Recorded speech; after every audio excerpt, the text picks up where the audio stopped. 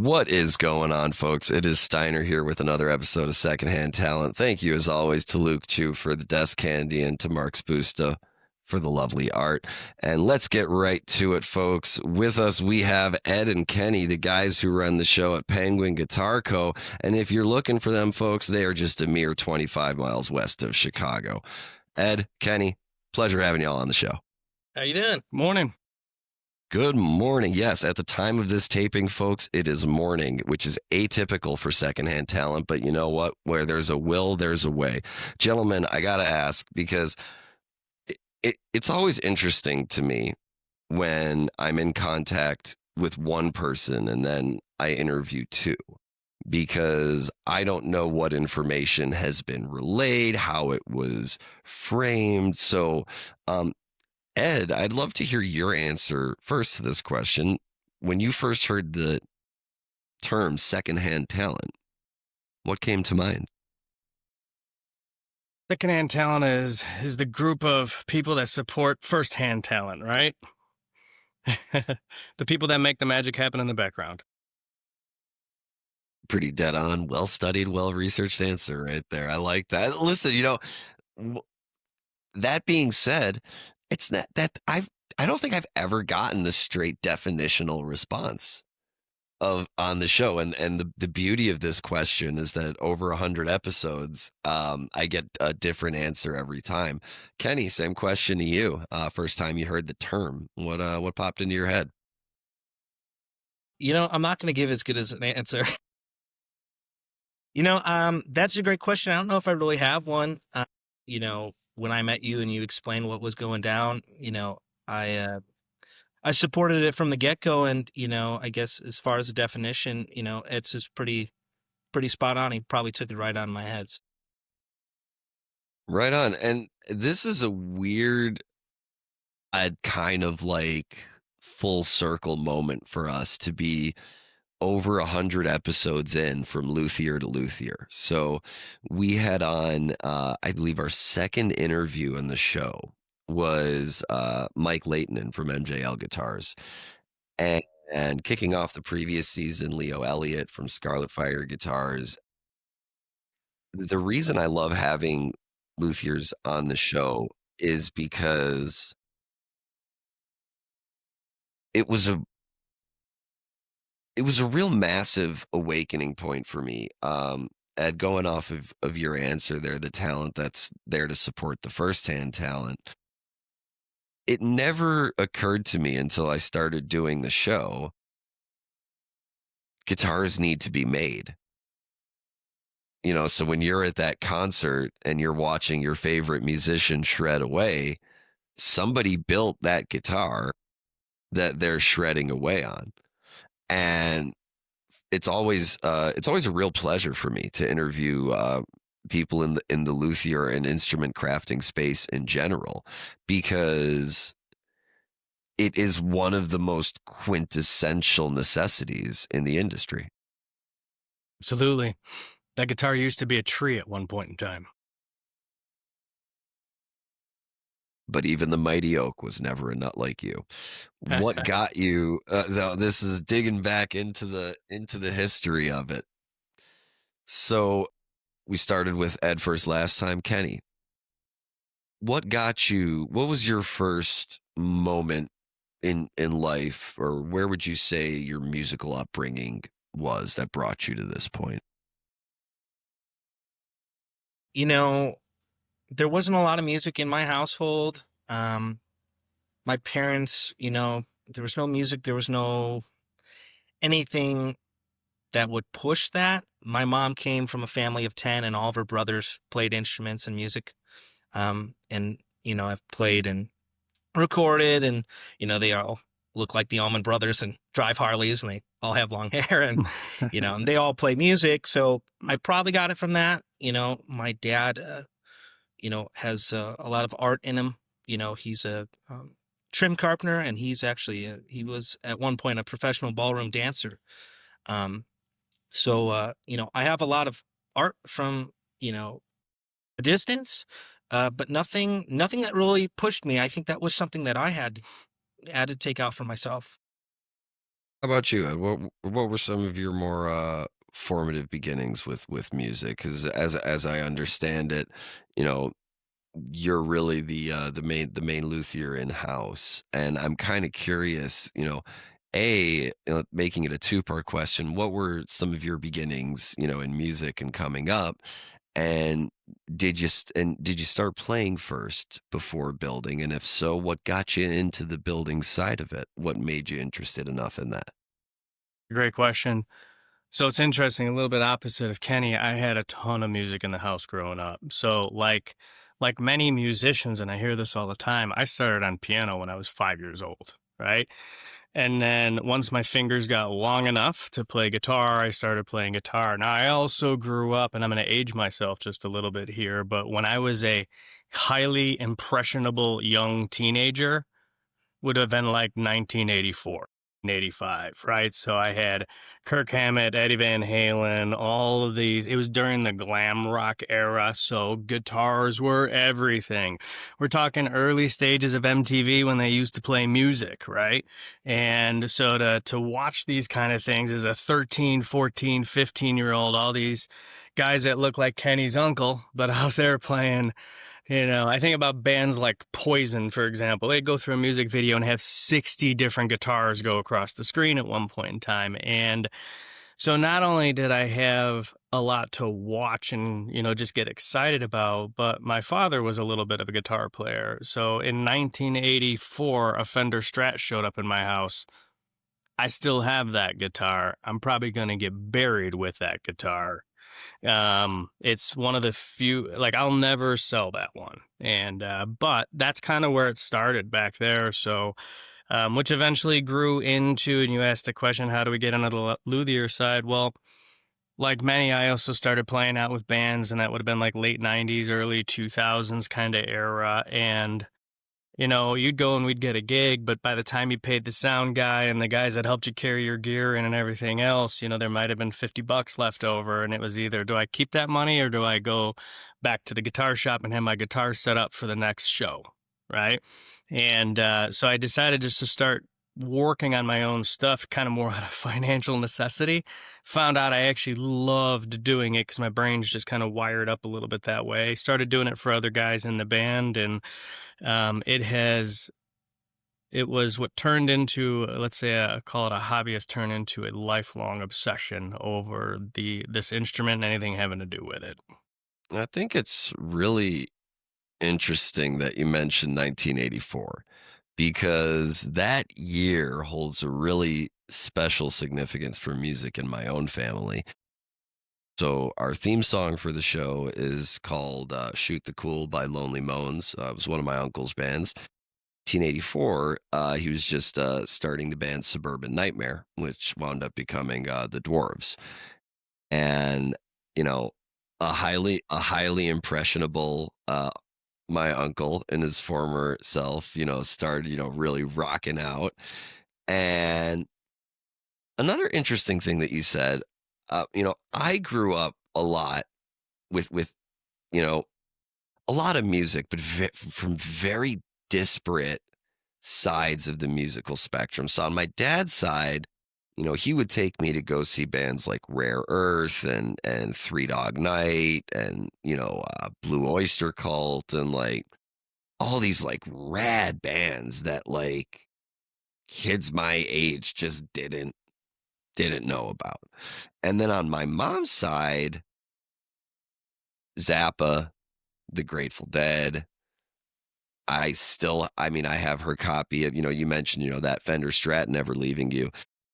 Of all the records I own, I have a few of my mom's records and Waiting for Columbus and Roxy and Elsewhere are never going anywhere.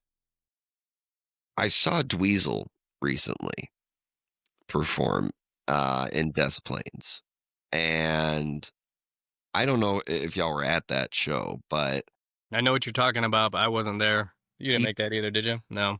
so we went for Steiner's birthday, and he happened to be playing there on her birthday, and we went, and got to meet him beforehand. He's a great guy, and we noticed one of the guitars on the stage looked really different than the rest of the guitars, and somebody asked him, I remember during the Q&A, somebody asked him, who was your big inspiration? And he just kind of chuckled and said, a lot of people would probably say it's my dad, but Eddie Van Halen was the man, and they played during the show Push Comes to Shove, which Eddie himself acknowledged was the hardest solo he'd ever written, and the band never played it. And it was just really incredible to hear that connection, be talking about this now. That event took place probably halfway between where we are physically at this particular point in time. It's just wild to think. Kenny, I gotta ask, were you like me, not around in 1984? That's a good one. Yeah, I was not even close. I was born in 96, so Okay, so we're a little simpatico here. So go with me on this. We really did grow up around the same time, and MTV, was still playing music at that particular juncture. What was the first band or guitarist that you hooked onto that you felt was really something that, like, I need more of this instrument in my life? Like, I need more of, like, this music. Was there a concert, a band, a song, a moment? a lot of that came really late for me. It came, it came probably in my mid-teenage years. I mean, honestly, the real first one that I became obsessed with was Ace Frehley, and I know he recently passed, and that was disappointing, but a miracle because the guy, lived a rough life, but and heavy touring and all this stuff and alcohol, and I was glad I got to see him twice, and yeah, he was really the first guitar hero for me. I don't know what it was. It was just this different playing. He knew a lot of pop music and a lot of rock music, and a lot of it sounds the same, but he had a sloppy touch that just was just really gritty that I just really enjoyed. Sloppy Touch is a great name for a band. Just gonna put that out there. But That's my stage name, Sloppy Touch. That's funny. they call him Sloppy Touch. But that's a great of all, like, not. It's interesting because Ace is not a guitarist that I would have thought of as, like, oh, like, it endlessly fascinates me, how we all take in music differently and wrap it in. Yeah, it was just, for me, it was his swagger. It was every single song Cool guitar. had his touch. I'm looking at his guitar that I have in the corner of the room right now. So, Wait, you have one of Ace Frehley's guitars? hold on. Can I Yeah, grab it? please So- do.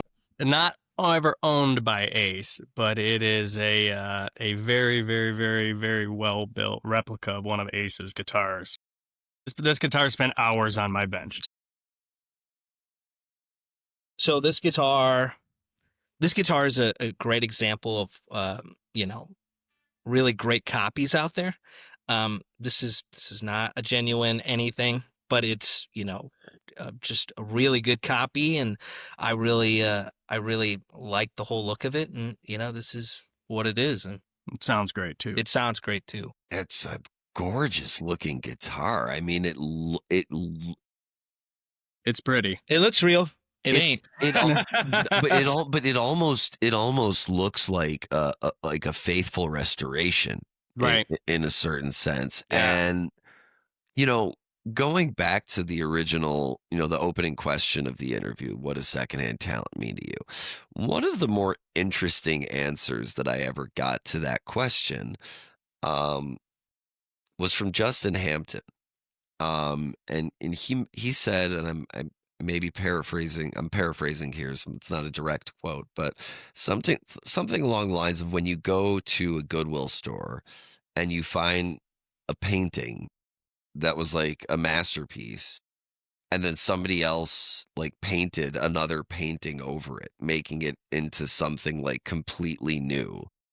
And then it's back at Goodwill again, and you find it, and you're like, well, this is like like a double whammy of a masterpiece here, where it's like this original painting was incredible, and then this other artist put their spin on it and have created something totally new. So I all to say is that I really don't like the term copy, as much as necessary. Let's say like replica, right?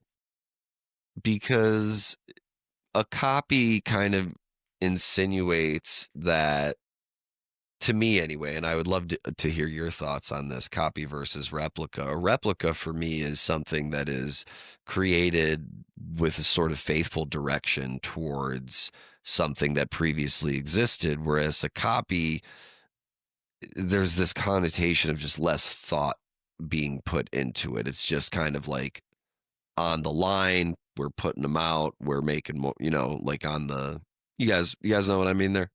Sure. Yeah. And it's interesting because exactly to your point, I think that's oftentimes what we help guitar players do, right? And that they have a certain idea in their head that, like, for example, the Ace Frehley guitar was the one and that they've always pictured, want to have the greatest thing, but they want maybe their version of it, right? So I almost go as far as a lot of the guitars that I find that I build for folks are inspired by something. So for a perfect example, I'm building an inspired by Jim Root Telly for somebody right now. And so that's it. It's not a copy. It's not a replica per se, but it's something that either we or the person that we're working with has decided to try to make their own. And before we get into the nitty-gritty of what you guys do in the business, I would love to hear a little bit beforehand. First of all, and we'll have it on the screen, or I'll pop a picture up. I love your logo. I love that little penguin. Like looks great on a Thanks. headstock, looks great on, I mean, it's such it to me anyway, as like a casual fan of, I'm fumble fingers. I can't play for shit. That's why I became a comedian. Like I could not, my dad played, my brothers play. I cannot for the life of me figure out get I can't get my fingers to fing, man. And I've always just really admired those folks who can shred, and since starting this, that admiration for the guitarists has turned into admiration for the guitars themselves.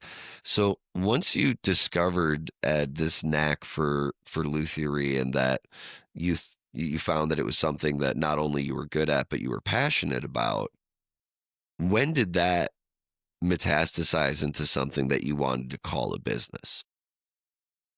A good question too. It's weird. I never got into this thinking it was ever going to turn into a business.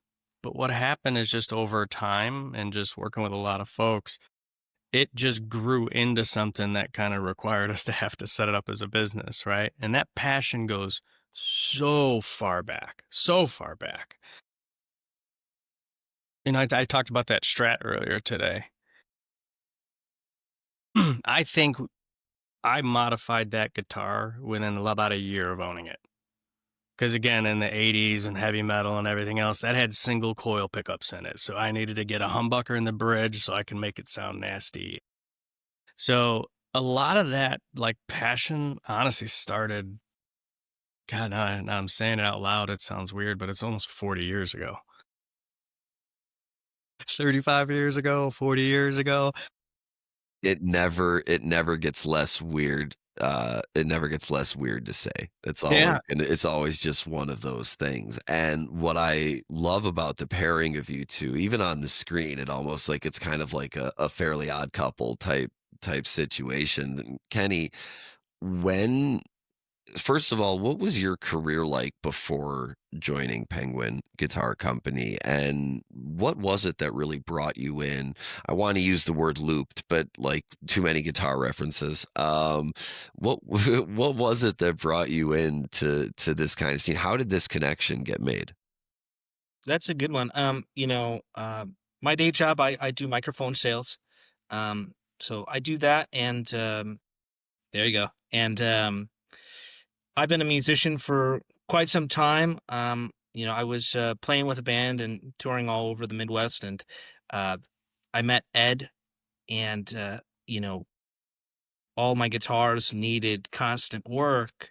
So, it was a back and forth, handing off and all this stuff. And so that's how Ed and I kind of, became friendly. But as far as everything else, when he told me, "Hey, this is my vision," I said, "Great, let's do it." And it wasn't a thought. It was just like, I'm gonna be a part of this.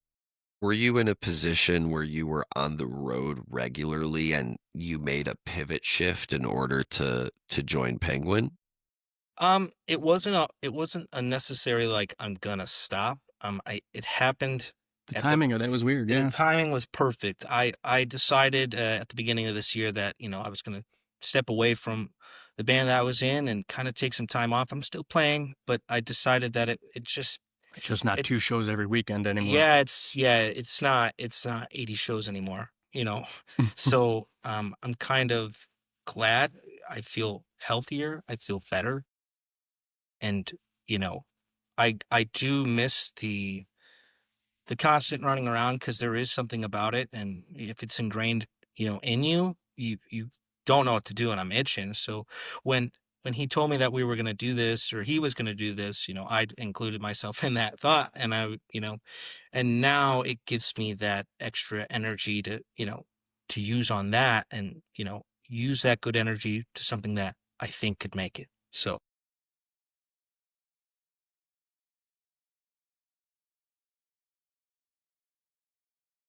Now fast forwarding just a little bit. And I just wanna make sure I'm understanding. I'm trying to, like folks, if you're just listening or reading and you're not watching on YouTube, please like and subscribe and check out the video on YouTube. I've been lost in thought as I've been taking in this information, which is the reason we had a little silence on the air there. But I just wanna make sure I've got this timeline down right. So, Kenny, you're gigging, you're playing.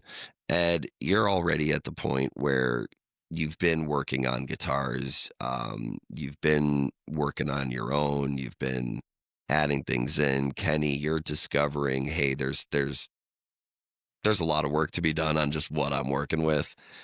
And what I'm curious about is like what came first, Penguin Guitar Company or your guys' part? So when we first started uh, knowing each other, working together, kind of thing, was what, probably 4 or 5 years ago. And it was interesting because the way that we had originally gotten introduced is I had built a guitar that ended up in an auction for a gala event for a local non for profit. And Kenny became the benefactor of that particular guitar. So he reached out and said, "Hey, I got this hand built thing from you, but I want to learn more." Right. And at that time, he was gigging heavily and heavy. heavily at that. That was the 80 to 100 years of show time frame, or 80 to 100 shows a year. And so he needed a lot of work coming down. He's like, "Hey, listen, the guy that I'm using right now takes him forever to turn this stuff over. Are you able to do work? Can you help me?" And I said, "Absolutely. This is what I do, right? Come on by." And I started doing a lot of work just on his instruments over the last couple of years, and I continued to build instruments for other people. He ended up with a second guitar of mine, and and it was funny because he was probably swinging by the house slash the shop like once a week. And so What happened was what the genesis of getting the company started is I had the opportunity to do some work with some people that are professional musicians. And the interesting part is they would be doing thousands of dollars of work with me on an annual basis. And all of a sudden they would want to go write that off at the end of the year, right? As an expense used to generate the revenue that they're doing. So they would get so I'd get a call from their accountant at the end of the year going, "Hey, can you provide me some sort of documentation or like a receipt or something?" And I'm like, "Well, I could build something in Word," because for the longest time I was just the local guy, right? It was a cash-based kind of business and it was great. It kept me busy. I made a few bucks a year. It was, but the people that I started doing some work for required a little bit more sophistication. Right. So that's when we decided to actually go full throttle with it. And I set the LLC up and everything else. And now it makes the accountants of the world a little bit happier. But at the same time, it's also opened up some new doors for us. We're doing some really, really neat things for some really neat people right now, which is kind of a cool thing. Very proud of what we've put together here. So Kenny and Ed started before Penguin Guitar Company, but Penguin Guitar Company really, I don't know that I could have done it 100% on my own, right? And Kenny and I work incredibly well together because he's got just as much enthusiasm and passion around the instrument as I do. And I just believe this. That's, if I'm not sleeping or eating, and I'm probably thinking about guitars while I'm doing that too, but it's an all-day thing for me. And so to have somebody that's got this much energy, passion, and enthusiasm, it pairs with me really, really well.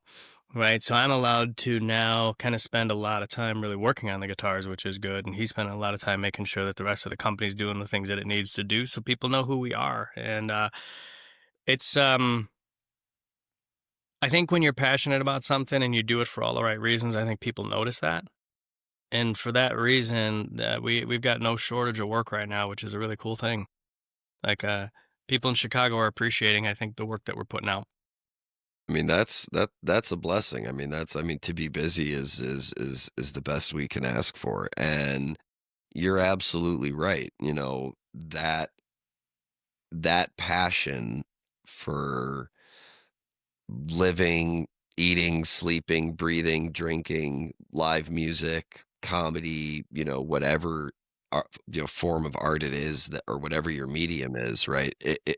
Whatever instrument it is, if it's not something that you're totally invested in mind, body, and soul, then that is like you could be an incredible guitar player, but if you have no soul and it's all technical,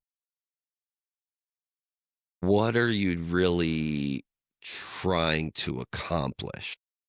Yeah, I see it all the time, and it's it's you know it's easy to see that as a shiny object and go, wow, that's really cool. You know, you know, I don't get fazed by some of that stuff. You know, I really appreciate the players and the people who just, you know, I'd rather have somebody who's not as good but who can play better in a different way, or knows when to sit back. Those are the better players. The ones who know how to get out of the way of Yeah, everybody else, right? you know, and that's something that I've had to learn. I'm not a super fast player, but that is something that these cats that have been doing this for a while know the difference, and that's why I've had the opportunity to play with some great people, and it's because you got to learn how to get out of the way. That is one of the truest statements I think that's ever been said on this show. Knowing the perspicacity of knowing when to take a back seat and let the rest of the band, because you guys, we started this conversation kind of talking about, like mid 80s glam rock era where bands like the Scorpions, Poison, like super guitar heavy, like very intricate, almost prog rock, like in some of the technical aspects of what they do, but also imbued with this unique soul that not a lot of music has. And we think of the term one hit wonder, right? Like how many songs are there out there for bands that, like, yeah, everybody knows Video Killed the Radio Star, but did you know it was by the Buggles? Like that's it's like one of those type things. And it's really refreshing to hear that somebody else sees that kind of like how I do. Where that taking a step back, and I one of the most recent concerts I've been to at the time of this taping, friend of the show, season 4 guest, Mark Janowitz invited me out to go see My Morning Jacket. It was my first Right. time. This was my first time seeing them, and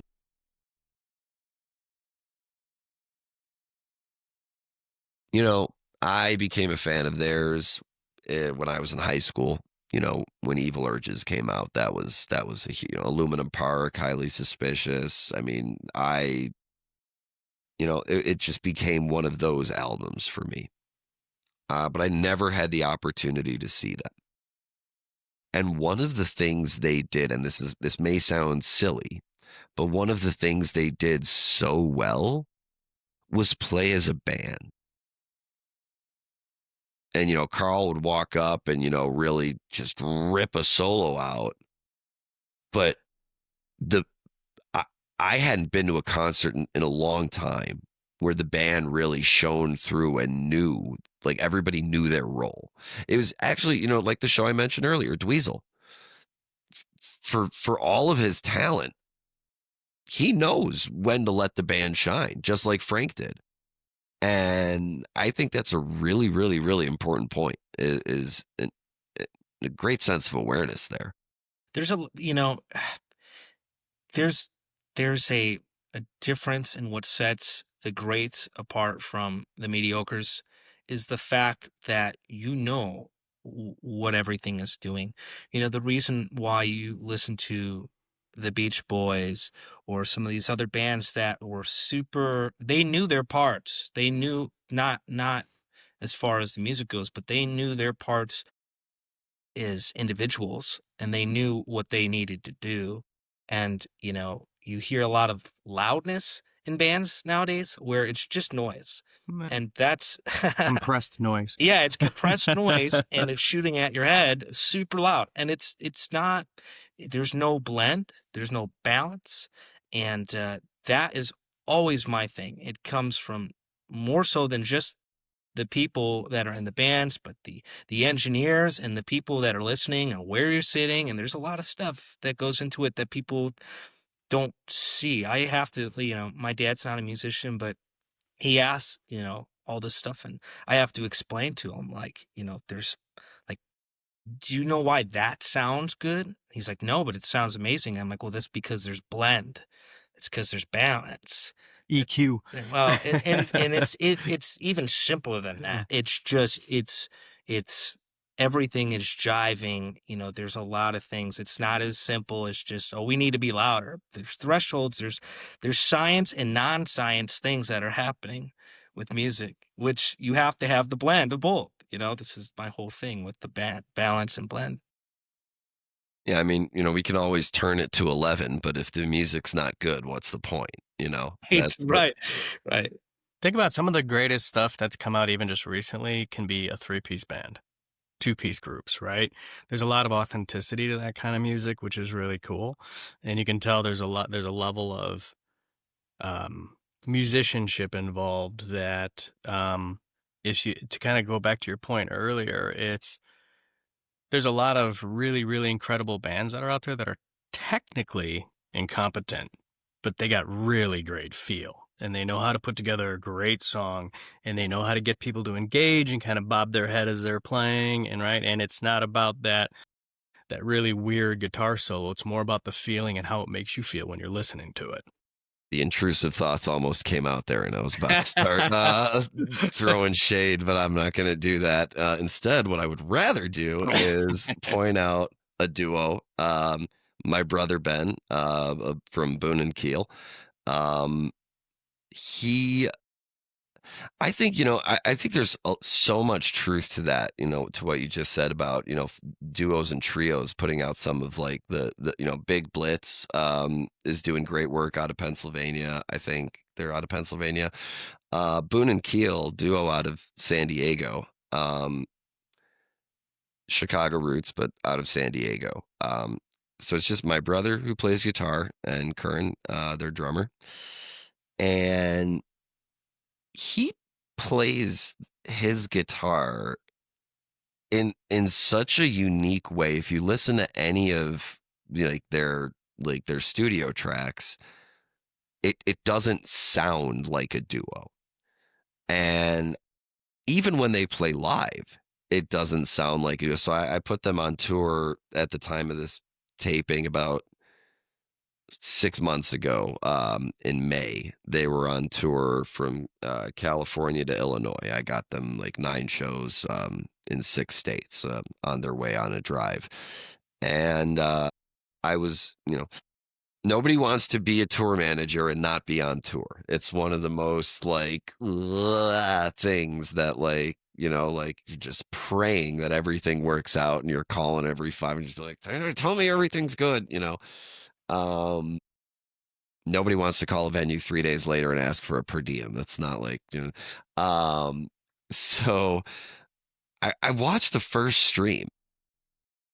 I think and I didn't even wait till after the show. After the set, I texted my brother. I was like, what are you doing? He was like, what do you mean?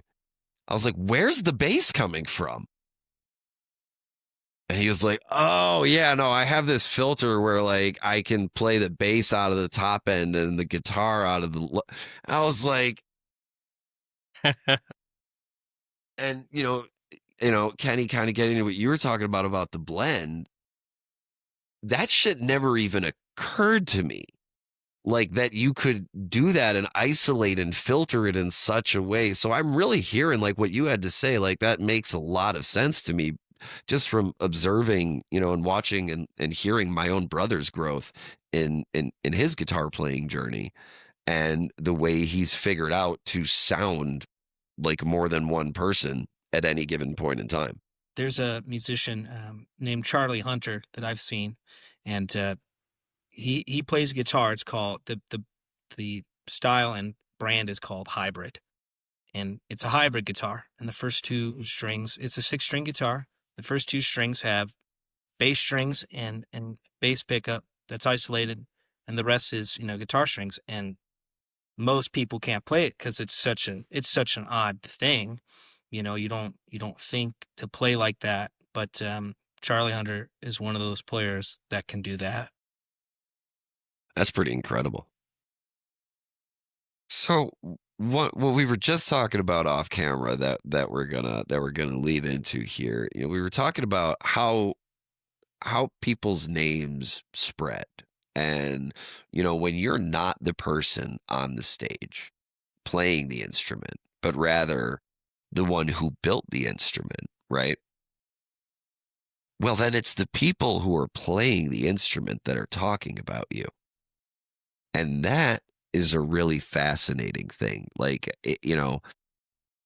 everybody knows Fish and most Fish fans can identify the difference between Trey, Page, Mike, and John. I would say 50% of Fish fans at least know who Chris Kuroda is. Right? Part of the inspiration for this show is that I know so many light directors who do just mind-boggling things with the equipment that they have. And kind of getting back to a little bit of what you guys were saying earlier, like being able to make a unique tone out of what you're working with without all the extra little bits and added parts and outside boxes plugged in, but like with the guitar itself, being able to properly play the instrument, like that's something that you can't really learn or teach. But it takes a great guitar. This only happened once in my life when I interviewed or when I went over to Mike Leighton's place for the second interview. He was working on a semi-hollow body. And I picked it up and felt like I could play guitar. That if he plugged it in right there, I could have played any song that I wanted to. It's the only time in my life I'd ever picked up an instrument, and it just felt so natural and so good. And I talk about it all the time. And I'm curious, before we get into, all the details of Penguin Guitar Company, was there like a first guitar that you built that got out there that really sparked the heavy interest? So I'd say there's two, depending on which one you want to talk, because I have both of them right next to me. Oh, fantastic. Do we want to? I mean, let's start with the one that answers your initial question. So, uh, Ed built a guitar for me that we decided we wanted to do, and I told him exactly what I wanted, and we figured it out. And we built it, and a lot of people have asked me about it before all this. What is that? Who is that? And it's this one right here. And I always tell people, I'm like, let somebody play it. Then they'll start asking lots of questions because exactly to your point, you get that in your hands and you're going to feel it pretty quick that it's a comfortable playing guitar. That looks like we gotta connect you to the Moon City Masters because that looks like something one of my cousins would love to play. Wow, that's a good looking. Oof. So this guitar is based on a guitar I already have to do everything. So because of how often I was playing, I needed it to be for every application. And we're still modifying it just to get it done. But we built this in 22, and it's kind of just got completed this year. It's a work in progress. Yeah, it's a work in progress. But we had the idea for this, and this was kind of the first one that we did, and this was before the Penguin logo. Because of the shade of blue, I thought it looked like, the Roadrunner, which is on here. And actually pretty funny. I picked this up, which is a Roadrunner cup. I don't know if you saw that. Yeah. I thought it was Roadrunner blue, which is not something you would necessarily associate with, but I thought it was. I look at that guitar and I think like Tom Petty and like Wildflowers and like that, like outdoor summer day, like Roadrunner, fuck yeah, why not? Yeah, that, and because this thing was running on the road with me 100%. Like, this thing was a dog and still is, and so I got a lot of miles on it. It's got a lot of miles for it being fairly new, and this thing is just absolutely amazing. And what are show us some of those nuanced bits that make it unique. Sure, let's see if I could do this.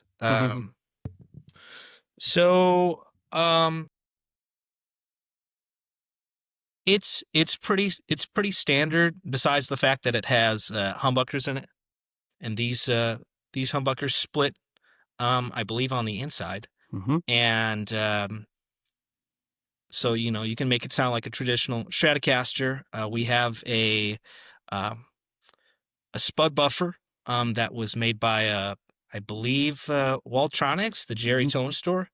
That's one of the boards that's in one of Jerry Garcia's. Yeah, so it's an onboard buffer. Yeah, it's an onboard buffer that's modeled after Spud. I don't know. Rosebud. Yeah. And I don't know if that's the exact one. And then it's got a kill switch on it that we put on it recently, that we upgraded, and so I can do all the the stuff that I was doing, all the shredding stuff, and then I can flip a switch and I can sound and do all the Jerry twinkly stuff, and this thing does it all, the country, all the R&B, all of it. This thing was really cool, and it still is. Yeah, and Steiner, when you were talking about some of the nuances of this thing, not only does it got really neat electronics in it that allows you to get all kinds of different sounds, but you take kind of more of a traditional Stratocaster style body, but the top of it is carved, the back of it is carved, and that's all the stuff we talk about where you pick it up and it just instantly feels comfortable. Yeah. It's because we manipulated some of the angles on some of the body carves, so as soon as you grab it, it just feels comfortable instantly, which makes it more fun to play, makes it easier to play. It really reminds me of something that, you mentioned Rosebud, and this it really reminds me of something that Leo Elliott said from Scarlet Fire Guitars about the way Jerry liked his guitars, that there were elements of the Les Paul and there were elements of the Strat that he really loved and didn't want to go without.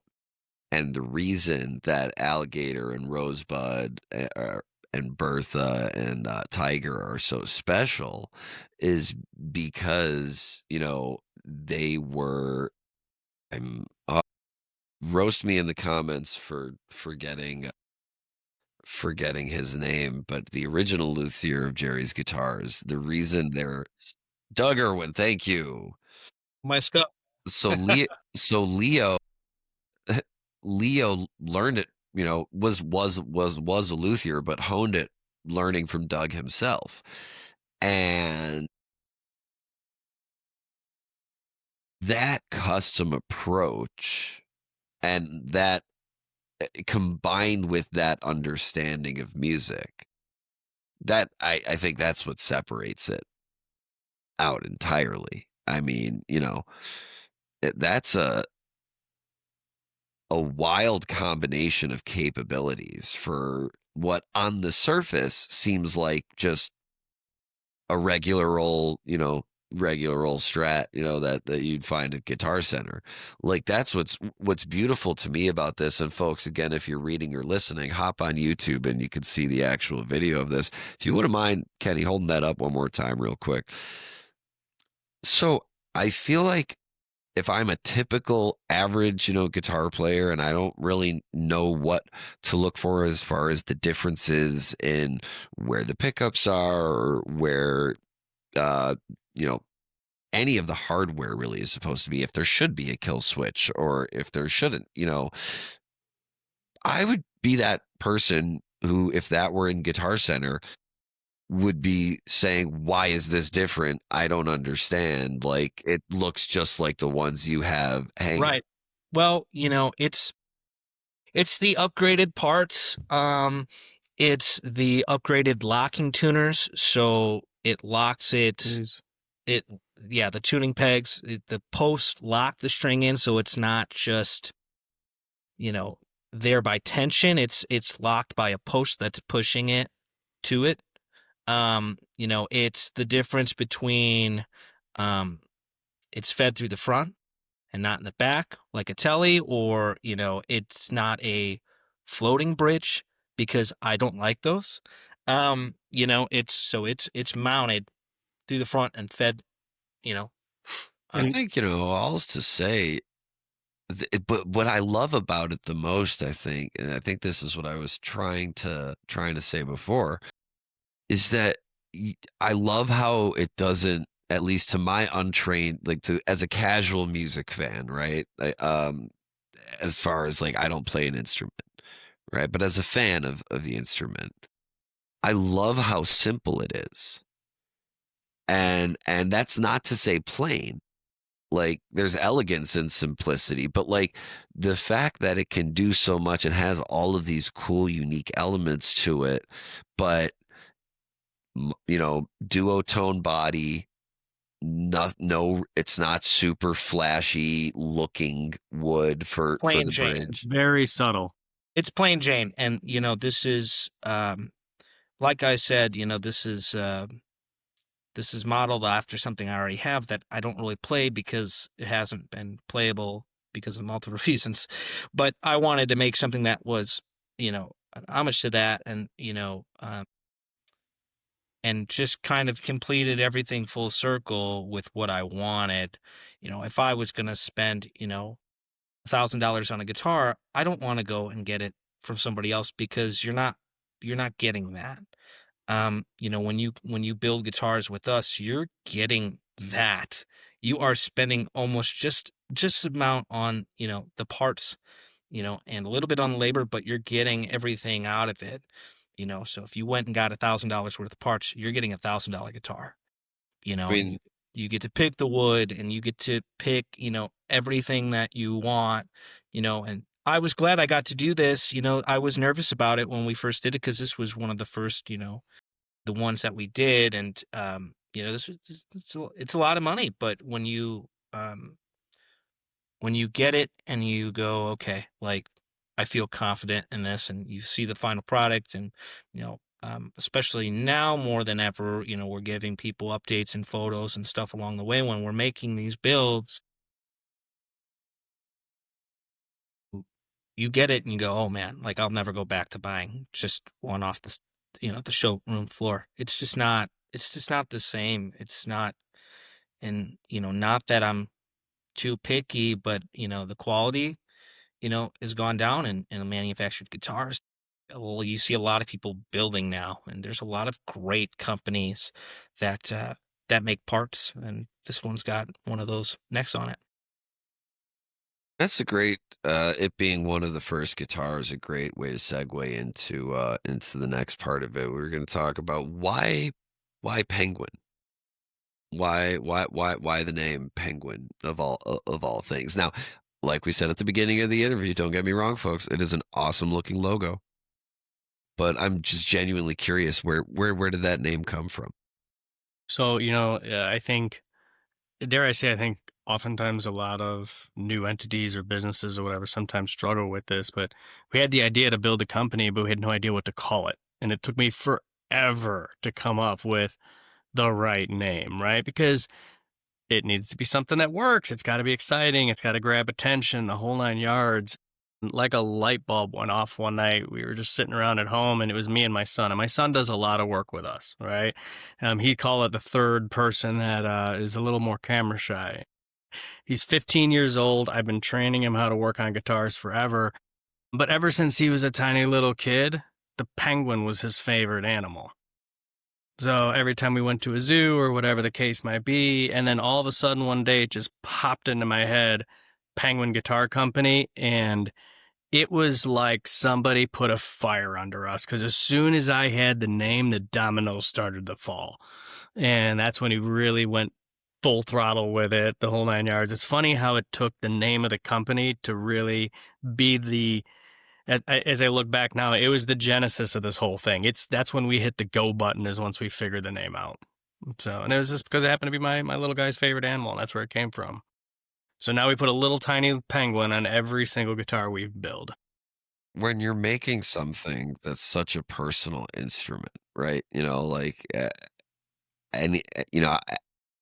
I have a significant attachment to my guy over here, to Dr. Decibel, because it's just the mic. It is my mic. It's got no fancy tweaks or upgrades, but it to me is what is, not that it isn't used on other podcasts or on other shows, but it's quintessentially been, I mean, it has been the microphone that I've used since we started using microphones on the show, because we couldn't afford them when the show started.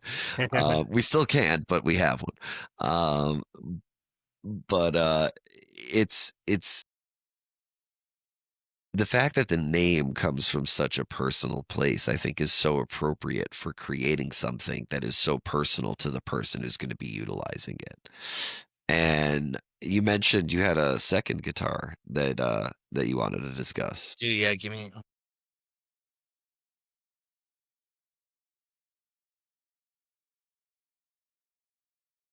This is the one that started it all with Kenny. Oh, Yeah. this is the one that oh wow. That's This is a semi-hollow gorgeous. Telecaster, and with a maple neck, with a swamp ash top, which Kenny and I were just kidding around a little bit. When I first built it, it was this charcoal gray color that over the years is starting to turn green a little bit. Yeah, it's greening, for sure.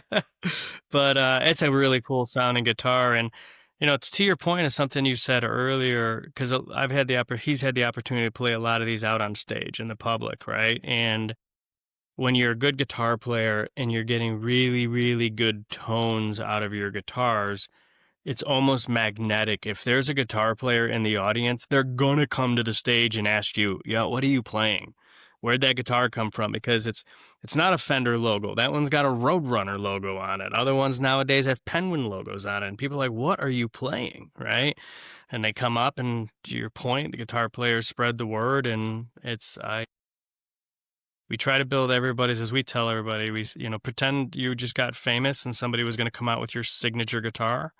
You know, what would that look like? And let's build that. Let's make it your own, right? Trey's got his guitars. Everybody knows those guitars, right? So how do you build your own guitar? How do you make it your own? And that's what we strive for with everybody. I mean, from the moment and again, folks, join us on YouTube. Yeah. Just to see my reaction to that guitar when Kenny picked it up. I mean, gosh, it's like right there in that angle. Oh my Let's God, get some that is sun out a little bit. There we go. oh the grain and just like the You see cutout on the one the wear side. right here. It's That just tiny spot. it's a gorgeous instrument. I I mean, it appreciate that. Thank just you. it like from the second you pull like and like no disrespect to the other one looked like just that's a guitar that I'm gonna see and like I'm gonna hear that and think, man, this guitarist knows what's up. This guitar, the one you're holding right now, is one that I would see, and this that was going to be my next question, Ed, was what kind of questions do guitarists ask? Because it never occurred to me until you said it, and it never occurred to me the importance of having a unique logo on the headstock. Because that, as you pointed out, that's identifiable. So now, with regards to the previous guitar, a different logo, like this guitar is unique in and of itself. It doesn't look like, I mean, even to my untrained eye, it does not look like the typical guitar that you would see hanging in a Guitar Center, right, for sale. The other guitar, maybe a little bit more so. It's got a more That traditional look to it. Yeah. more traditional look, exactly. I mean, but that I mean, that guitar looks like the cover of Farmhouse. It's incredible. Like, it's really like I'm stuck on that, guys. It's just a beautiful instrument, and Appreciate that. what Thank you. you're very welcome, sir. And what I was gonna ask to either of you, what sort of questions, see that's I would see that guitar and I would ask, sure, yes, what are you playing? But what are some of the more technical questions that you get asked when people see or hear your guitars? Like that to me is really what fascinates me a little bit. I'm curious to know what a guitar player asks you. Well, I mean, I'll tell you what I asked. You know, I'll be honest, I don't think most people know what to ask. I think they don't know what takes and what goes into it. And I didn't at the beginning. But there were things that I was like, can we make it the exact same? Can we make the shape of, the heel or the shape of the neck the same, the radius, the frets? I want it exactly the same. So, there's a lot that goes into it rather than just, the color or the style. It's breaking it down to, what pickups you want, with the electronics, what kind of wiring, what kind of capacitors, you know, um, you know, the type of wood, the grain of wood, the dots that you see that are in this, the binding of the guitar, what type of, what kind of nut do you want? Like some people like the brass one, some people like the bone, some people like the plastic. And so there's a lot of stuff that goes into it, and you're able to choose all that. When you go and just grab, a plain Jane guitar from a store, you don't get that choice. And most of the time, that information isn't available right there. You have to do the digging and look online. But you know, you can change or pick anything you want, Yeah. and you can modify it at any time for the most part, at least, the finished product. And that's what I've been doing with this. And a lot of times, too, to Kenny's point from earlier, not everybody knows exactly every variable that they want when they first show up. Sometimes it's, I want a light guitar or a heavy guitar, right? Or I would love a smaller body style or a larger body style, right? And usually it's the part of the guitar that your hands touch make the most sense, as far as like when people want to get creative. I think like for the first thing that comes to mind for me is the guitar neck itself. You can have really big ones or really thin ones, and a lot of that is more personal preference. But what's interesting about this is when I first engage with somebody to build a custom instrument, I take them through an interview process and an experience like they've never seen before. Because to Kenny's point, when you say, "Hey, what kind of nut do you want?" They're like, "Well, I don't know. Yeah. Can you educate me on that real quick?" Well, absolutely, because I love to geek out with people, right? So I'm like, here's what brass sounds like, here's what bone sounds like, here's what Teflon sounds like, right? And you can do that with frets. You could do that with the electronics, the pickups, the wood. Like every piece matters. Everything that goes into the guitar, especially if it touches the string, it matters. And every instrument that you build is really the sum of all the individual parts put together.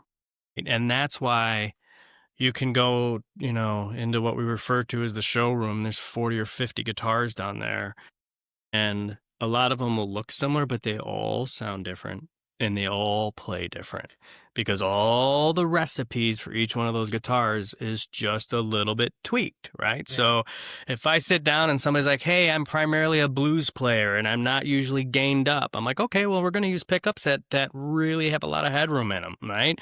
Whereas if somebody's like, "Listen, I don't even use my tone control. It's, on 11 at all times. It's searing hot distortion the entire time." Well, okay, we're going to build that guitar a little bit different, right? So I want it to sound the way they want it, but at the same time, it's got to, kind of like what you said with the other one, is like when you sit down, it's got to feel perfect in the hands. And once you're there, that's all the difference. The other thing that we offer, besides just custom making and to order, is the repairing and modifications of existing guitars too.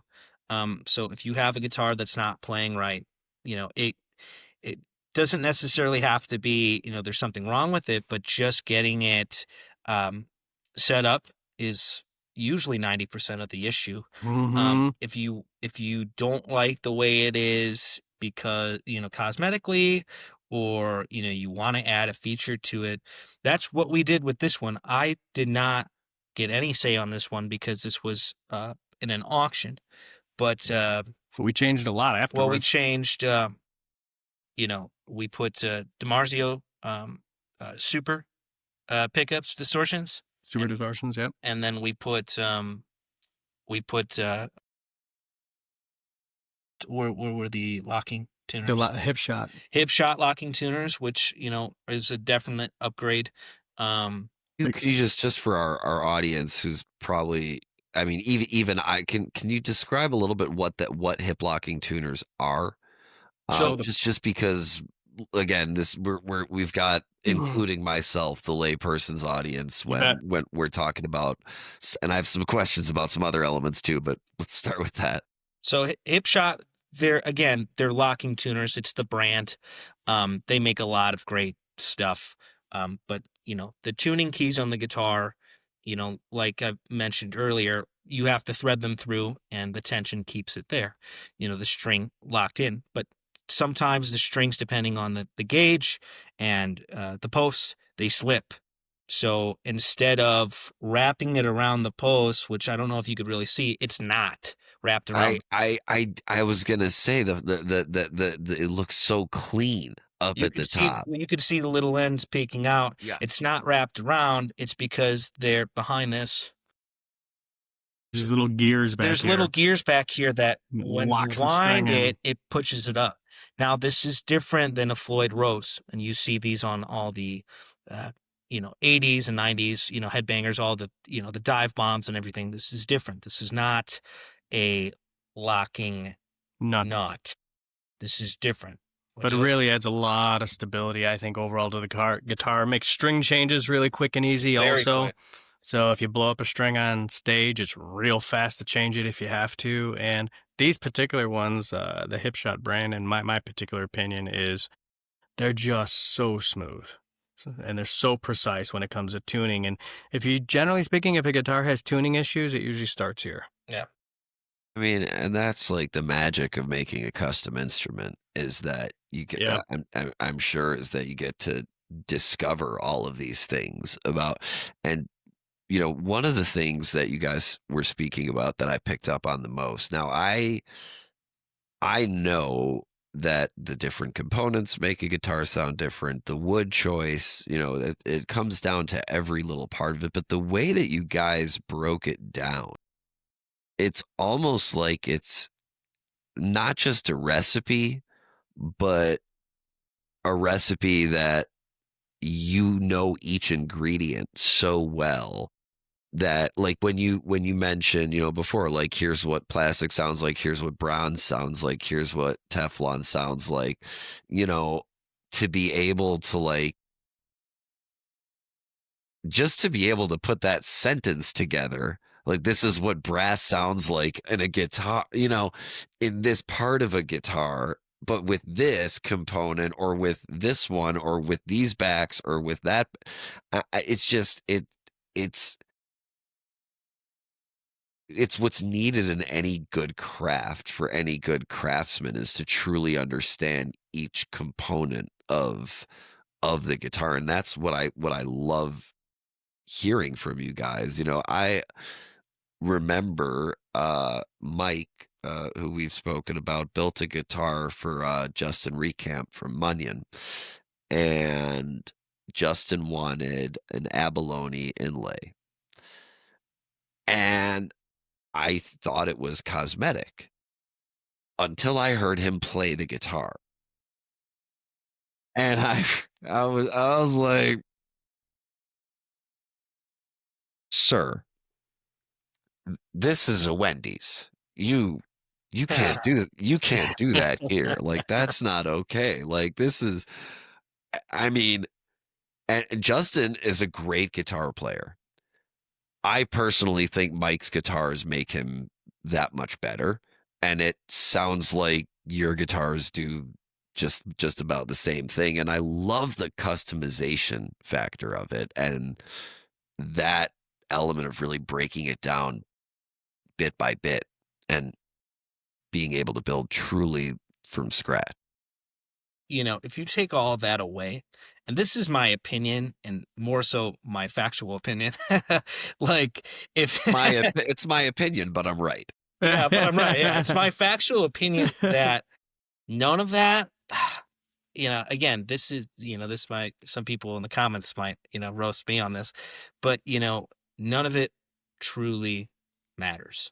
Like, yes, having an instrument that works the right way, and there's a lot of factors to make it, work well. Ed said that this, made a good point to say that these guitars are made of wood, and they come from the trees, they get cut down, and you have a log, and you're taking this log and you're cutting all the skin off of it, and you're forming it and binding it and turning it into a different shape, and the guitar is going, ah, I'm not a tree anymore. Why? And so, and this is a far-fetched opinion of mine, but like, this is why guitars that are 50 years old, 100 years old, you know, have these certain sounds to them because they finally realized, like people, this is what I'm supposed to do. This is what I'm here to do now. So there's a factor of that, of like if you have all the right things on a guitar, yes, it can sound good. You have the factor of the guitar, maturing over time, like people do. And then if you take all that away, you know, I think all my guitars sound equally different, but most people would think they sound the same, and that is because of the person. And it comes with the maturity of the person itself and how they're able to manipulate it. And you hear it all the time, the tone is in the fingers, which is true, but there's a lot of technique that goes into stuff. And Fingers are still on the person. yeah, And so the tone yeah, might be in and the counting, fingers, but it just like, depends whose fingers. yeah, like there's a lot of people that try to manipulate and try to sound like Trey or Jerry, but it's always missing a little thing, and it's the fingerprint. and you can't do that. You can get all the buffers, you can get all the amps and all the JBL speakers you want and chain it up with the oboe and get everything to sound right, and you can get the Languedoc, and I've seen people do it, but most of the time, they're still chasing this one thing. I can make it sound better, and it's not. It's not that, because all individual people sound different, and they sound, for the most part, I'd say at least 80% the same on any guitar. Might catch a bit of heat for saying this in follow up, but I almost think that play. Oh boy. All right, yeah, here it goes. I almost think that playing a Languedoc and trying to sound like Trey makes you sound worse, because it's such a specific look. Like it makes sense, like when you go see Dark Star Orchestra, if they're playing one of Jerry's guitars, right?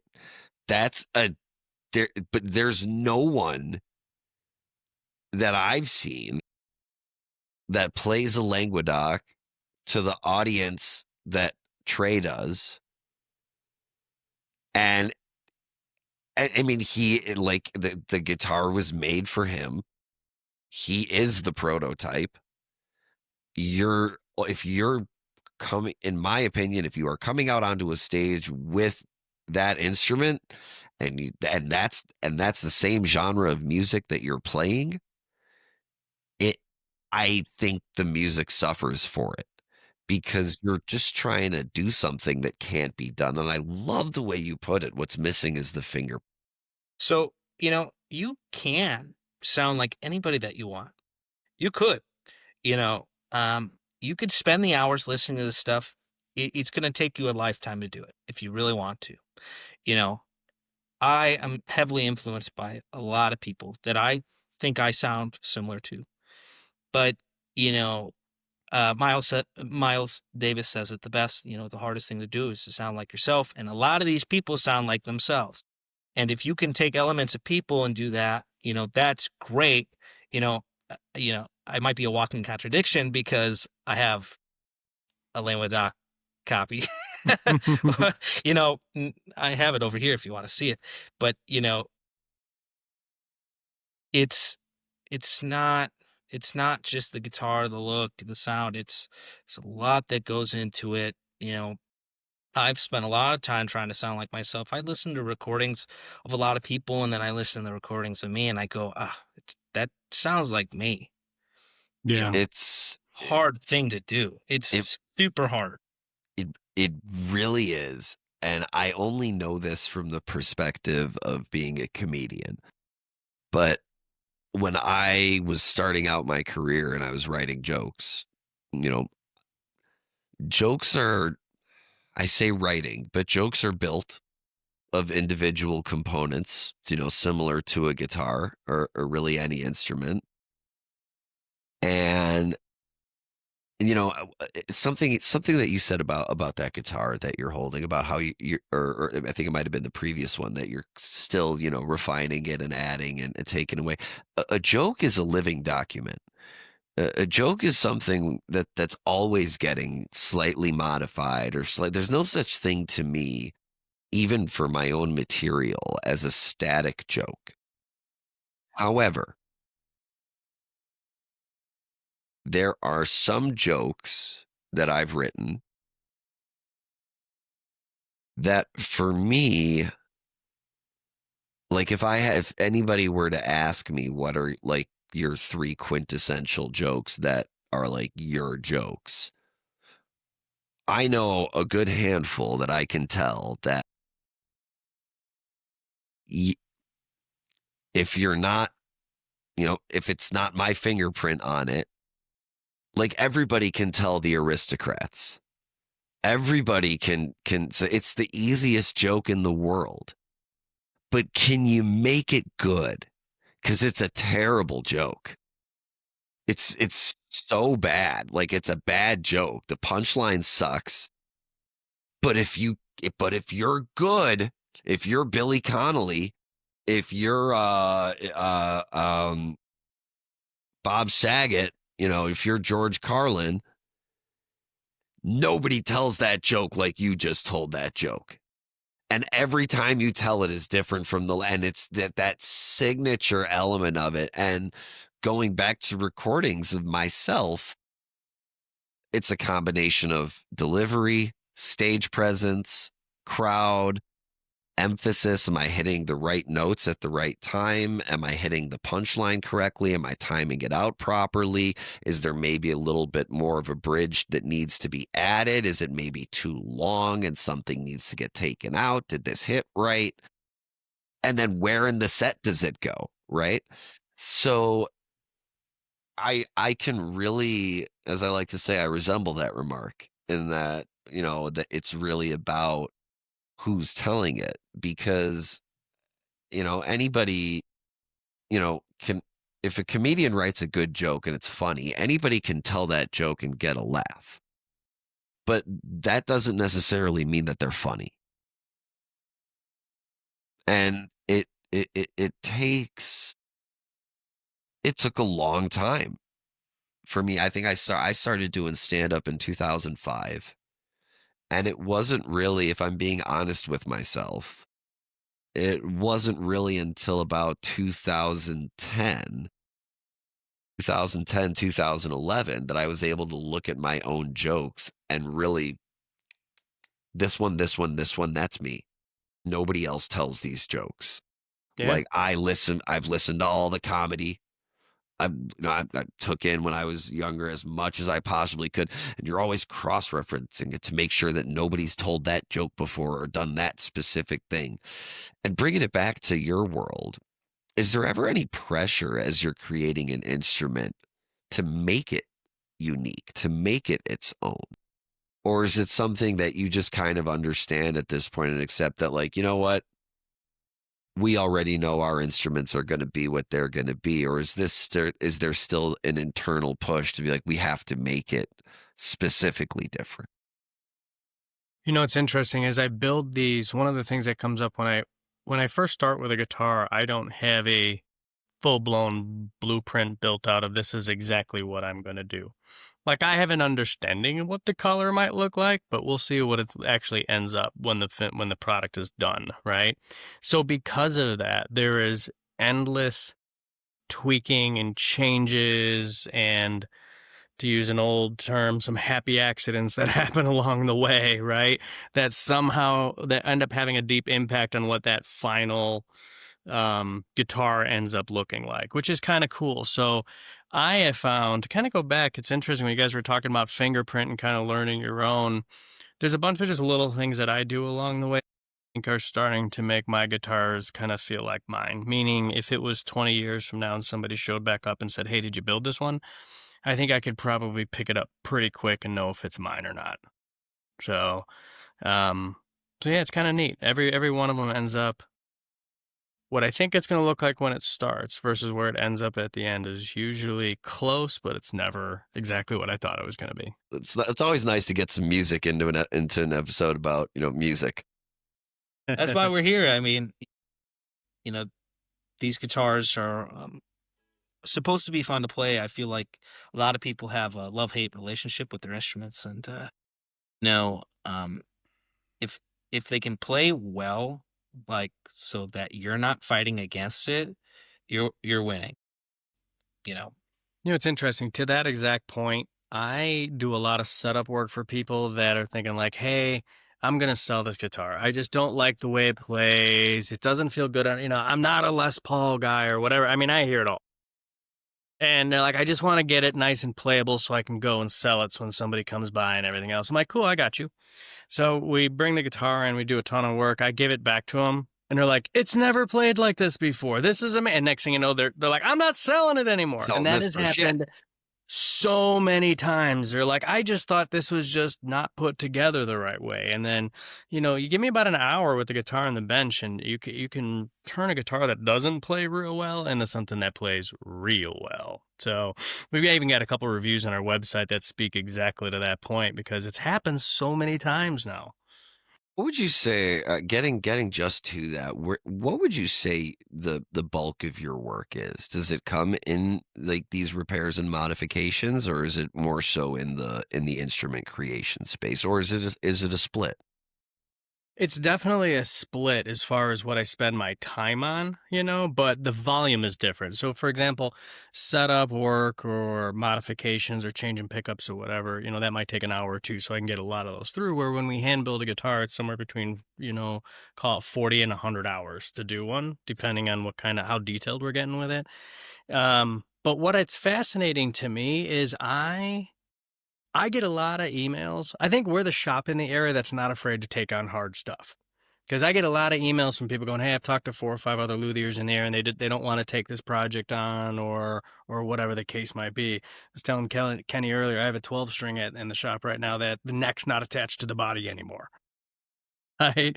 And they're An like, "Can issue? you fix this? It cratered on itself." And I'm like, "Yeah, give me a shot." Or I installed a kill switch for an amazing 13-year-old guitar player in the area the other day, but I had to drill a hole in the front side of the body to do it. And if you get that wrong, now you're looking at a full refinish of a guitar. And I find that a lot of shops won't take that work on. Where It's a big risk. I get more excited about the harder something is. Like, give me something that's broken, destroyed, rusted. Has it been through a fire? Like, that will be fun for me to work on. I mean, don't get me wrong, we do a ton of setups. My goal is to make sure that when somebody gets their guitar back, I always refer to it as being stage ready. Like, when you get it, I want you to be able to get on stage and it's good to go. But a vast majority of what we're doing is repair and upgrade work. Ed, could you say what a setup is? Actually, that's That's probably a good point. It's a great point.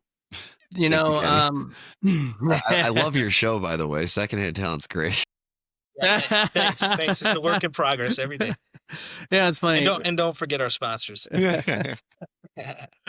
Realizing that not everybody's a guitar player, right? So when we do a setup for somebody, essentially what that means is they're bringing their guitar by us, and we are going to super tune it, and we're going to change all the little things to get it back to, call it factory settings, if you will. And what I mean is keep going back to the idea that guitars are trees, right? They're wood, so they move. Depending on how humid things are, how dry is, your neck can move, all kinds of things can move. And what's interesting to me always is I could change the height of the strings off the neck by like 10 thousandths of an inch, and you can feel those kind of things, right?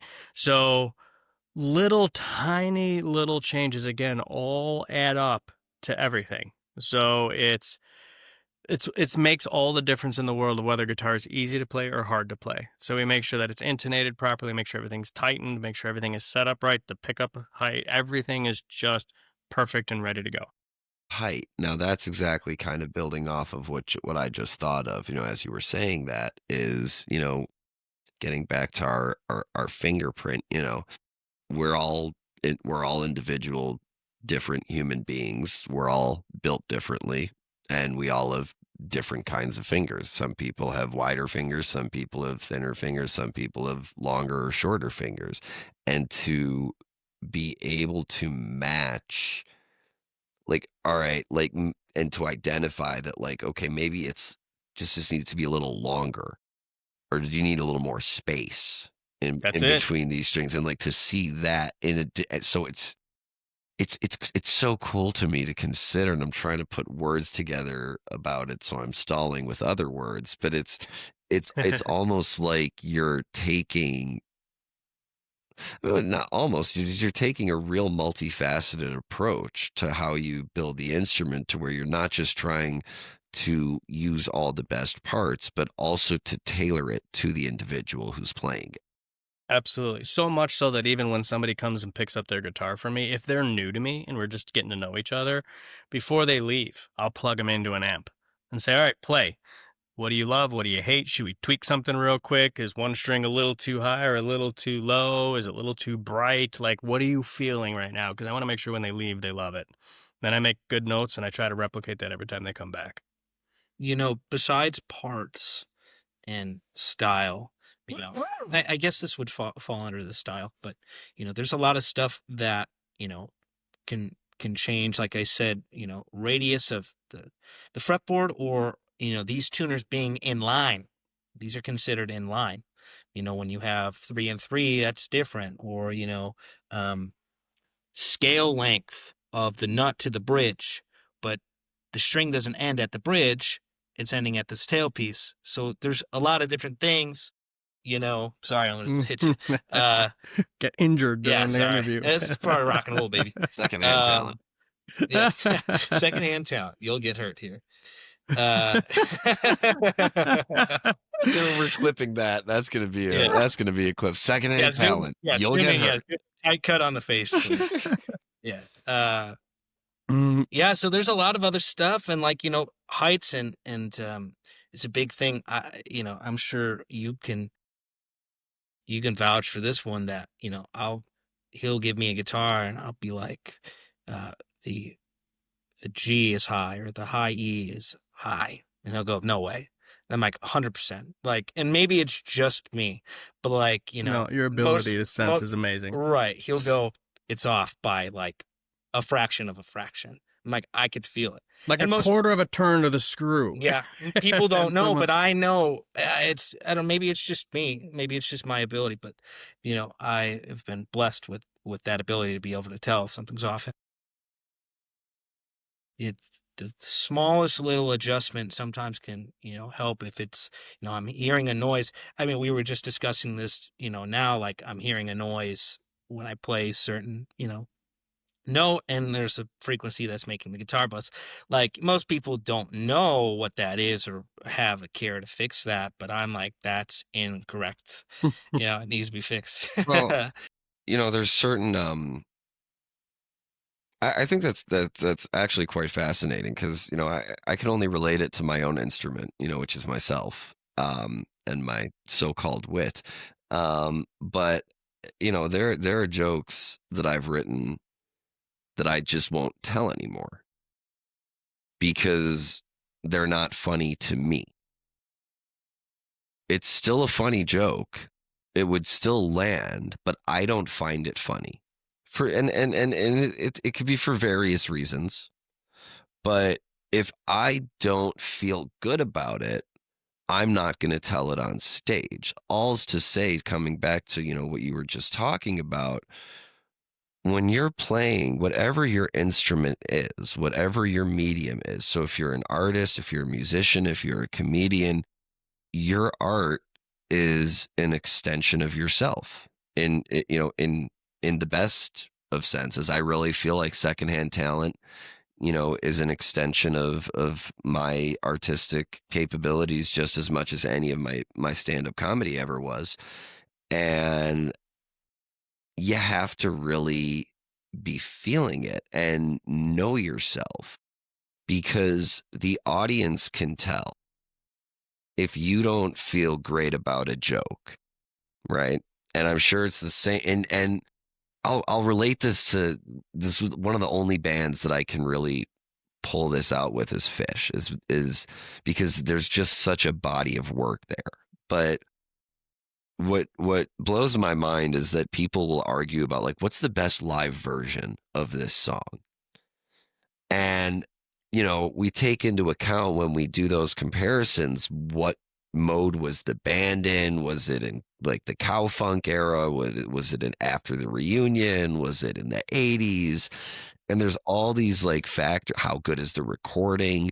All of these factors that get taken into consideration, and different factors by different people over the same piece of music. And I do think it speaks to your ability, but I also think it speaks to your professionalism as a musician to have that direct connection and feeling with the music that you're playing, and knowing and being able to trust your gut in that it doesn't feel like it sounds right. Kind of getting back to earlier in the conversation when we were talking about, describing sound as almost a physical thing, having that feeling that the sound is off a little bit.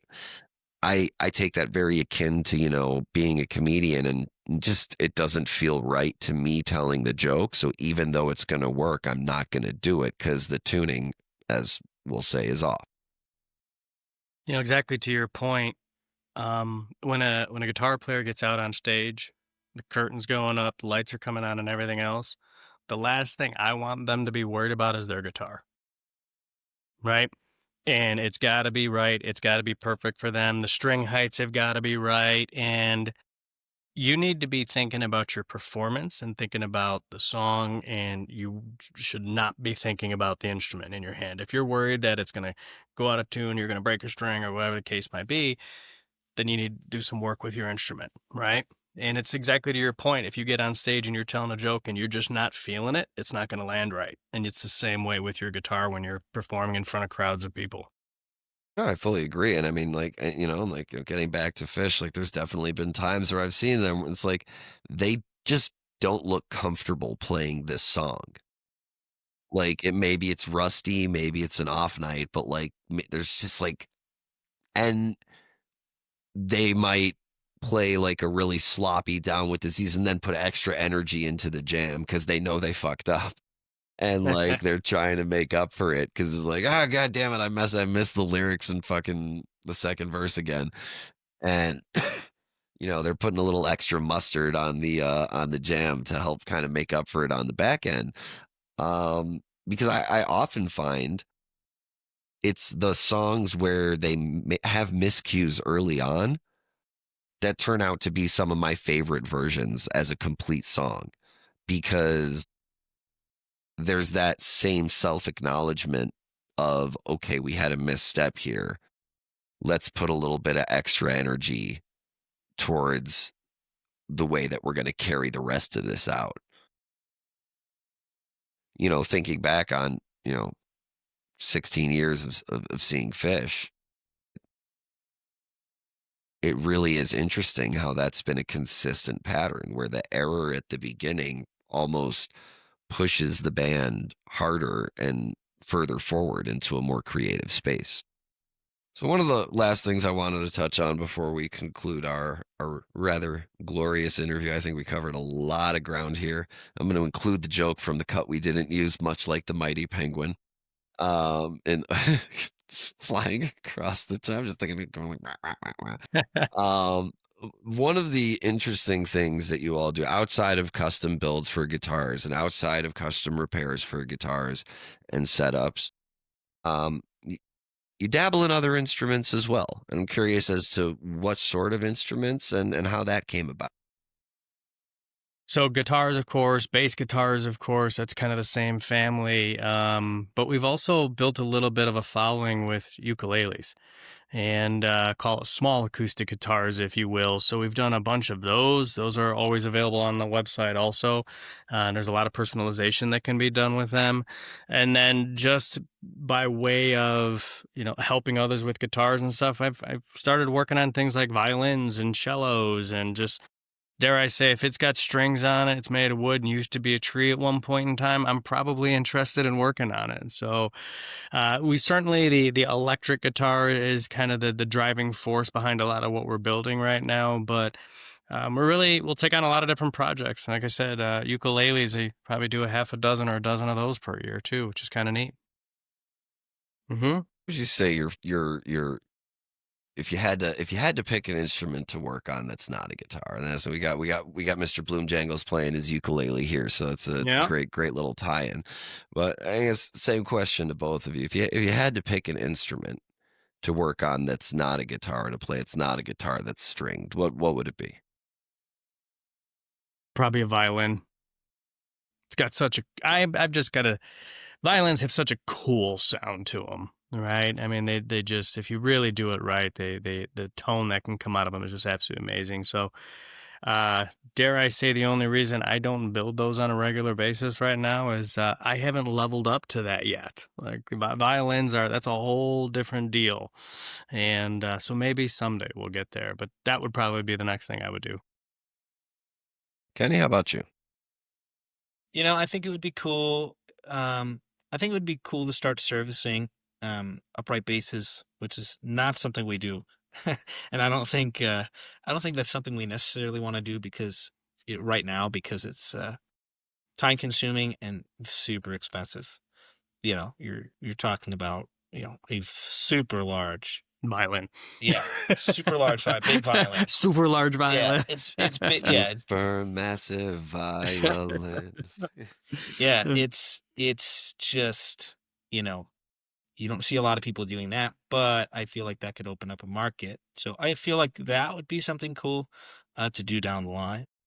That's, I mean, and you guys have come back to this theme time and time again about taking on the challenge. And that, I mean, if, you know, on both of those instruments, with the violin, not only do you have the intricacies of the instrument, but the history that you're working with. I mean, secondhand Stradivarius. You can immediately think of one of the most famous violin makers of all time, and or talk about pianos, Steinway. You really, there are names and legacies associated with these instruments, and then on the other end of the spectrum, the upright bass.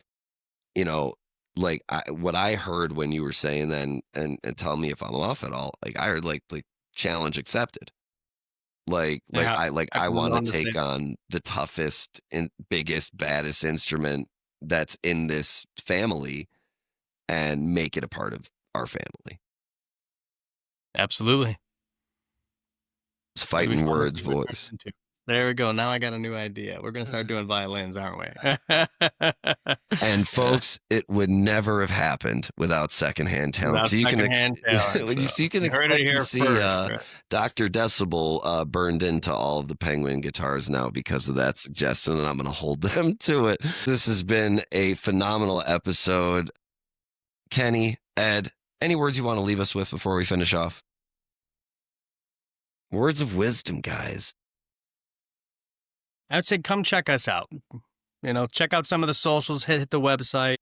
If you send us a message, one of us is going to respond to you, right? This is not a huge corporate situation, right? We're here to work together with guitar players to try to put together a really, really awesome experience. And I will tell you, it's my number one goal with every instrument I build, and I tell every guitar player this. I want this to be your absolute favorite guitar. And I'm committed to making sure that we get there. Right on. Kenny, anything you want to add on top of that? No, he did pretty well. Yeah, just check us out, give us a chance. If you have something, um, that you want to repurpose or reuse, or get back to playing, utilize you know, um, our repairs and everything that we do, and we're trying to offer lower prices right now to try to help some people, and so if you're looking to you know get back into it, or if you've put it down, I'd say just this might be your sign to do so. Yeah. And hey, before we part, congratulations on 100 episodes, man. That's pretty awesome. Thank you very much. It is wild to have passed that mark, and one of the things that I love being able to do with this show is to platform small businesses such as Penguin Guitar Company, because you guys are doing really awesome work out there. You're making some incredible instruments, helping people repair old ones. And you're not far from us. We're based here in Chicago. You're over there in Elgin, folks. You can check out all of the links for socials, website, etc. All that information in the description of this episode. We have Ed. We have Kenny. It's Penguin Guitar Company. I am Steiner, and this has been another episode of Secondhand Talent. And we will see you next Wednesday. That's a podcast. There we go. We did it. All right, now I'll tell you a joke that I'm not going to tell anyone else.